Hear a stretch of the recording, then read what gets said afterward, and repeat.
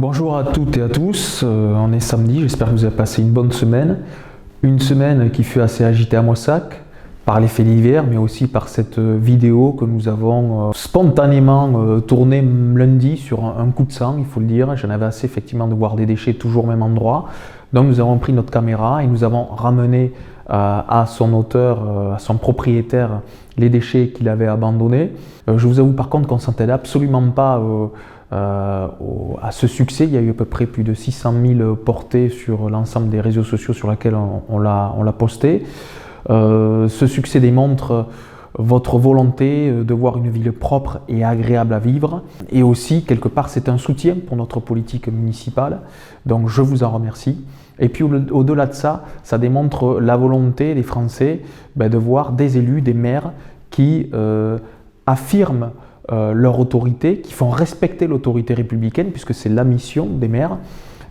Et puis, ils veulent des maires, et je l'assume, des maires qui exercent leur pouvoir de police, parce qu'on a malheureusement aujourd'hui des élus qui, par lâcheté, par manque de courage, ou aussi par résignation, n'exercent plus leur rôle d'autorité. Nos efforts ne se cantonnent pas qu'à une vidéo, bien au contraire, on fait un travail de fond, et on va renforcer cette lutte contre les incivilités, puisque à partir de janvier, la police municipale va passer de 10 à 11 agents.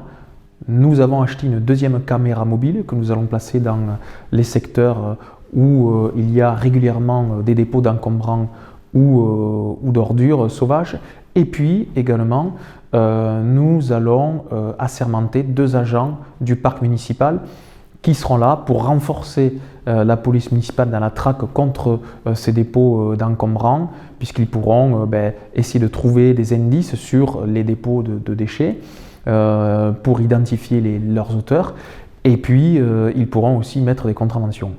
Alors il y a la lutte contre les incivilités, mais pas que, il y a la lutte contre la délinquance et la criminalité, et là aussi notre police municipale joue son rôle, et je tiens à saluer nos policiers municipaux qui, en collaboration avec les gendarmes, au cours d'une patrouille, ont réussi à interpeller un jeune Rom bulgare de 17 ans qui avait violé une Moissagaise de 54 ans et une autre de 68 ans. Un sordide fait divers qui malheureusement ne vient pas seul, puisqu'il y a eu une affaire, vous l'avez vu, de démantèlement d'un réseau international de contrebande de cigarettes qui avait ses têtes à Moissac ainsi que ses cachettes à Moissac. On a découvert plus de 300 cartouches de cigarettes dans notre commune, un réseau de mafia au sein de la communauté rom bulgare qui sévissait dans l'ensemble de la région. Donc je tiens à remercier nos policiers municipaux, mais aussi bien sûr les gendarmes, les douanes et les services fiscaux qui ont contribué au démantèlement de ce trafic.